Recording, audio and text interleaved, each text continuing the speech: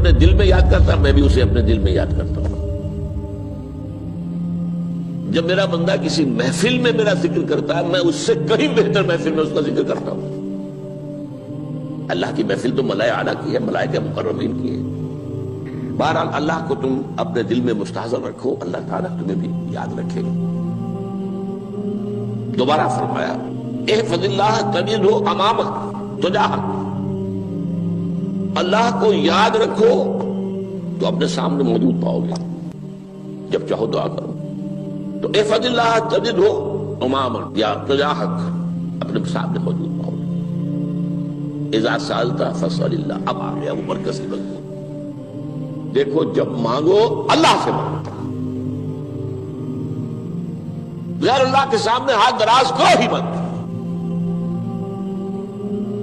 ایک حدیث میں آتا یعنی حرام نہیں ہے، دنیاوی قواعد اصول قوانین کے تحت کسی سے مدد چاہنا، کوئی سوال کرنا حرام نہیں ہے. آپ سوال کریں، مدد لیں، اسی پر دنیا قائم ہے، ایک دوسرے کے ساتھ تعاون کے ساتھ. لیکن اونچا مقام کیا ہے؟ کسی سے سوال مت کرو سوائے اللہ. یہاں تک کہ جوتے باندھنے کا تسمہ تمہیں درکار ہے تو بھی کسی سے مت مانگو، اللہ سے مانگو. کیا پتہ اللہ کس کے دل میں ڈال دے اور وہ آ کے تمہیں تسمہ پیش کر دے. ہوتا ہے ایسا، مسافات ہوتا ہے. جو اللہ کے ساتھ لو لگا کر رکھنے والے ہیں ان کے تو ایسے واقعات ہوتے ہیں کہ دل میں ایک بات آئی اور اس کے بعد وہی بات جو ہے وہ کوئی شخص آ گیا اور اس نے وہ بات پوری کر دی. کیونکہ لوگوں کے دل جو ہے وہ تو اللہ کی دو انگلیوں کے مابین جو چاہتا پھر دیتا. کیا پتہ اللہ کسی فرشتے کو انسانی شکل میں بھیج دے.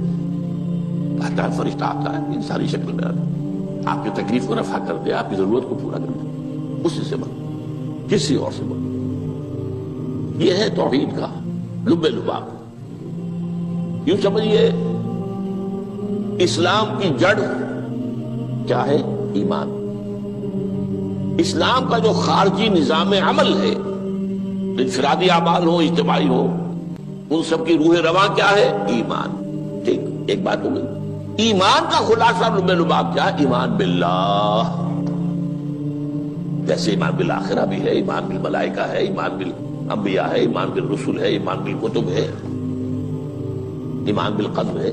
لیکن اصل ایمان، اسی لیے ایمان مجمل میں آپ کو معلوم ہے کسی اور چیز کا ذکر نہیں. آمنت باللہ کما ہوا باسمائہ وصفاتہ وقبلت جمیع احکامہ اقرار باللسان وتصدیق بالقلب. یہ ایمان مجمل ہے. اجمالی طور پر ایمان اس کا نام ہے. ہاں مفصل تفصیلی طور پر آمنت باللہ وملائکتہ وکتبہ ورسلہ والیوم الآخر والقدر خیرہ وشرہ من اللہ تعالی. تو اسلام کی جڑ ایمان، اور اسلام کا سارا جو نظام عمل ہے، چاہے انفرادی اعمال ہو چاہے اجتماعی، ان سب کی روح رواں ایمان. اور ایمان کا خلاصہ ایمان باللہ. اور ایمان باللہ کا اصل حاصل وہ ہے جو اس حدیث میں آ رہا. اس کے دو ہیں تقاضے: عبادت صرف اسی کی، استعانت صرف اسی سے. اس لیے میں نے سورہ فاتحہ کا تذکرہ شروع میں کیا. یہ عبادت کا جوہر ہے. عبادت کا جو ہے یہ ایمان کا حاصل. عبادت صرف اس کی ہے اور استعانت صرف اس سے. استعانت ہی میں سوال بھی آ گیا، یہ بھی مدد ہے. آپ کسی سے کچھ مدد مالی چاہ رہے ہیں یا کوئی اور مدد چاہتے ہیں، کسی کام میں مدد چاہتے ہیں، جیسے میں نے کہا تھا کہ سفارش کرانا چاہتے ہیں، یہ بھی مدد ہے. وَإِذَا اسْتَعَنْتَ فَاسْتَعِنْ بِاللَّهِ. اور جب مدد مانگو صرف اللہ سے مانگو. اور وہ سارے الفاظ یاد کر لیے: استدعاء، استعانت، استغاثہ. یہ جو غوث اعظم سے استغاثہ کیا جاتا ہے تو شرک ہے. استغاثہ اللہ سے، دعائی اللہ کی. اس اعتبار سے استمداد، استعانت، استدعاء، استغاثہ، یہ سب اللہ سے، صرف اللہ سے. عبادت صرف اللہ، ایاک نعبد، اور استعانت صرف اللہ سے. مانگو صرف اللہ سے، جب مدد طلب کرو صرف اللہ سے. اور جان لو اگر تمام لوگ جمع ہو کر تمہیں کوئی فائدہ پہنچانا جائے نہیں پہنچا سکتے. الا بشیء قد کتب اللہ لک وان اجتمعوا علی ان یضروک بشیء لم یضروک الا بشیء قد کتب اللہ علیک. اگر سب مل کر چاہے تمہیں کوئی نقصان پہنچا دے نہیں پہنچا سکتے مگر وہی کچھ جو اللہ نے تمہارے لیے لکھا. اب بتائیے خوف کی جڑ کٹ جائے گی کہ نہیں؟ یہ جو ایمان جو ہے یہ خوف اور حزن دونوں سے نجات دلانے والی بات ہے. جو حقیقی مومن ہے وہ اللہ کا ولی ہے. حقیقی مومن وہ اللہ کا ولی ہے. اور الا ان اولیاء اللہ لا خوف علیہم ولا هم يحزنون. یہ اولیاء اللہ کو علیحدہ مخلوق نہیں ہے، کوئی ان کے سر پہ سینگ نہیں ہوتے، انسان ہی ہوتے ہیں، لیکن حقیقی معنی میں مومن ان اعتبارات سے جو آج ہم پڑھ رہے ہیں ایمان اس درجے کا پہنچ گیا تو اللہ کا ولی ہے. ان لوگوں کے لیے خوف کس بات کا؟ کس سے خوف کروں؟ اس کے ہاتھ میں کچھ ہے ہی نہیں. اور اگر کچھ اللہ نے میرے لیے لکھ دیا وہ آ کر رہے گا، چاہے میں لاکھ گڑ گڑاؤں اور اس کے سامنے کہ مجھے چھوڑ دے. اگر اللہ نے لکھا وہ آیا وہ تو آئے گا، تو کاہے کو اس کے سامنے گڑ گڑانا، کاہے کو جمبسائی کرنا اس کے سامنے. اور کسی کے ہاتھ میں کچھ ہے ہی نہیں، میرا خیر ہے ہی نہیں، کاہے کو خوشامد کرو اس کی. اور سنیے، رفعت الاقلام، دیکھو نوجوان، قلمیں اٹھا لی گئی ہیں، وجفت الصحف، اور جو رجسٹر ہیں صحیفے ان کی سیاہی خشک ہو چکی ہے. یہ ہے وہ اللہ کا علم، اس میں ہر شے لکھ دی گئی ہے، اس کی قلم اٹھا لیے گئے. جیسے آپ کو معلوم ہے امتحان ہوتا تھا، 3 گھنٹے ختم ہو گئے، اسٹاپ رائٹنگ، بس اب قلم رک جانا چاہیے. وہ قلم تو تقدیر کا کاتب جو ہے وہ قلم اس کا اب اٹھا لیا گیا، اور جو صحیفے جن پر لکھا گیا وہ خشک بھی ہو گئے. یہ تو روایت ہے جو امام ترمذی نے جس کو روایت کیا، یہ متن ان کا ہے جو ہم نے پڑھا ابھی، اور ان کا قول یہ ہے کہ یہ حدیث حسن صحیح ہے. لیکن یہی روایت اور انہی راوی سے عبداللہ ابن عباس سے رضی اللہ تعالیٰ عنہما اور بھی محدثین نے کی ہے. تو اس میں سے ایک اور متن جو ہے وہ یہاں پر امام نووی نے دے دیا ہے. احفظ اللہ تجدہ امامک، یہ تو پہلا وہ ٹکڑا تھا. وقت جاہد تھا، یہاں امامک ہے. امام مطلب ایک ہی ہے، اپنے سامنے پاؤ گے. اللہ کی حفاظت کرو، اللہ کو دل میں، اللہ کی یاد کو محفوظ رکھو، گویا کہ اللہ کو مستحضر رکھو. ذکر اللہ کے معنی کیا ہے؟ استحضار اللہ فی القلب، یہ ذکر اللہ ہے. جنہیں ہم ذکر سمجھ بیٹھے ہیں وہ ذکر کے ذریعے ہے. اقیم الصلاۃ لذکری، نماز قائم کرو میری یاد کے لیے. نماز ذریعہ ہے یاد کا. یہ علیحدہ بات ہے کہ آپ نے 17 رکعتیں بھی پڑھ لی ہو عشاء کی اور یاد آپ کو آئی ہی نہیں کوئی. آپ تو ایک میکینیکل انداز میں جو ہے وہ اٹھک بیٹھک کر رہے ہیں اور آپ کی زبان سے کچھ بھی نکل رہا ہے، تو اس کا آپ کے شعور سے، دل کی گہرائی سے کوئی رابطہ ہے ہی نہیں. وہ ذکر تو نہیں ہوا. ہاں نماز فرض تھی، وہ ادا ہو گئی، آپ کی فرض ادا ہو گئی. تو جنہیں ہم نے ذکر سمجھا وہ ذرائع ذکر ہے. اللہ اللہ، سبحان اللہ سبحان اللہ زبان سے، یہ تاکہ اس کے نتیجے میں وہ ذکر حاصل ہو جائے. استحضار اللہ فی القلب، ذکر کے معنی ہے استحضار اللہ فی القلب. تعرف الی اللہ فی الرخاء، اور دیکھو کشادگی کے وقت میں تم اللہ کو یاد رکھو، اللہ کی طرف رجوع کیے رہو، بھول نہ جاؤ. وہ نہ ہو جو کبھی کہا تھا، بہادر شاہ ظفر کے اشعار میں سے بہت دور کا شعر ہے. ظفر آدمی اس کو نہ جانیے چاہے کتنا ہی ہو فام زکا، جسے عیش میں یاد خدا نہ رہی، جسے تیش میں خوف خدا نہ رہا.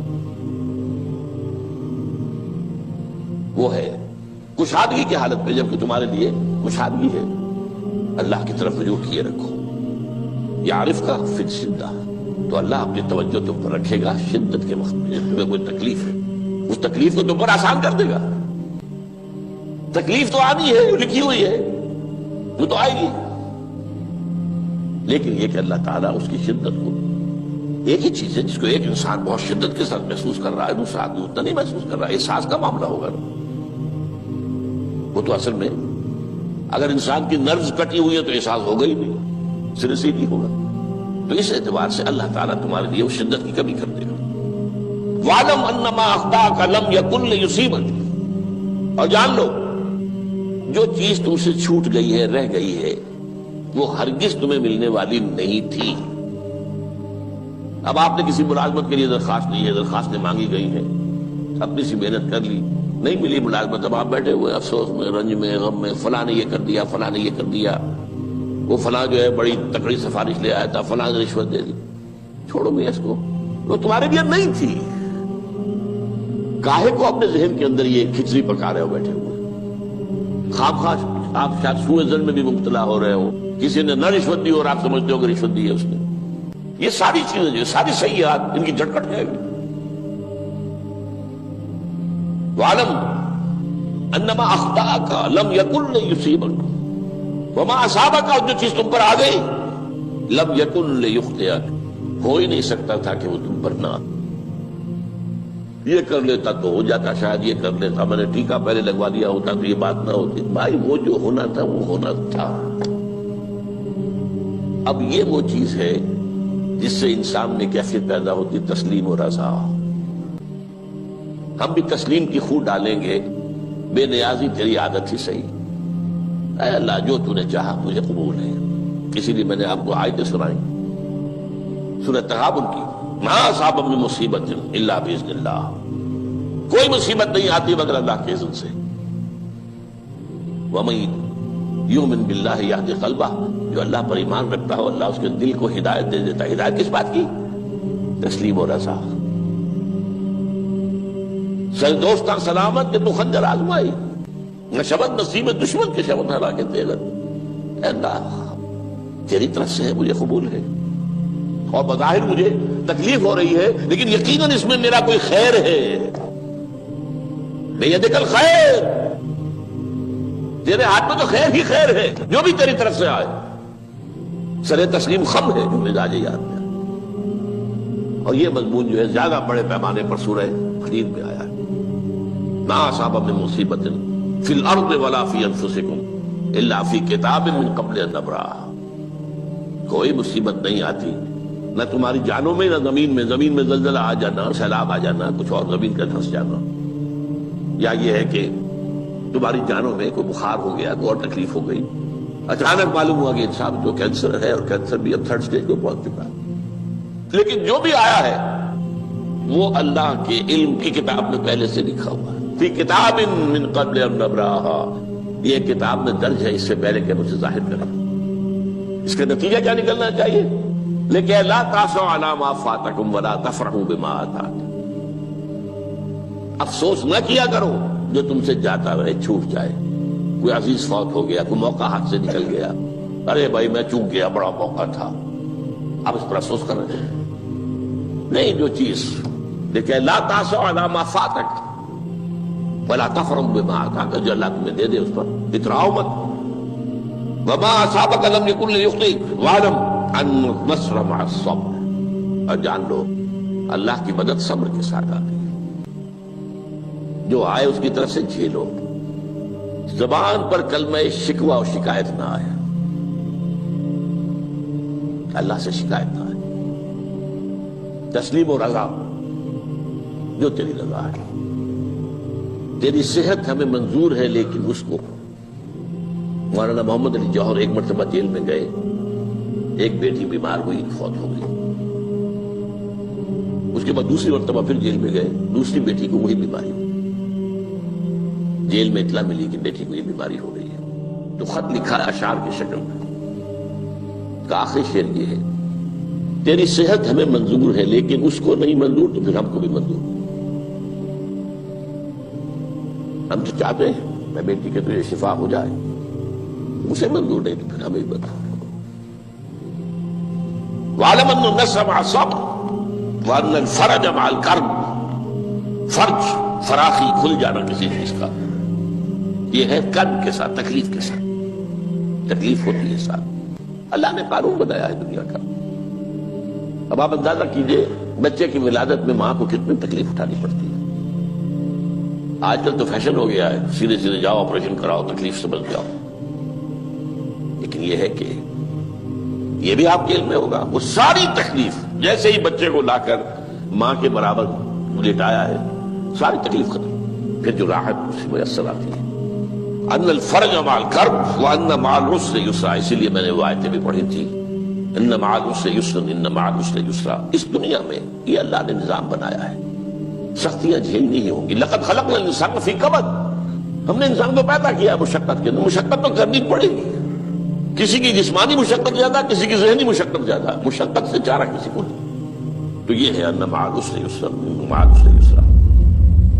بارک اللہ لی ولکم فی القرآن العظیم ونفعنی وإیاکم بالآیات.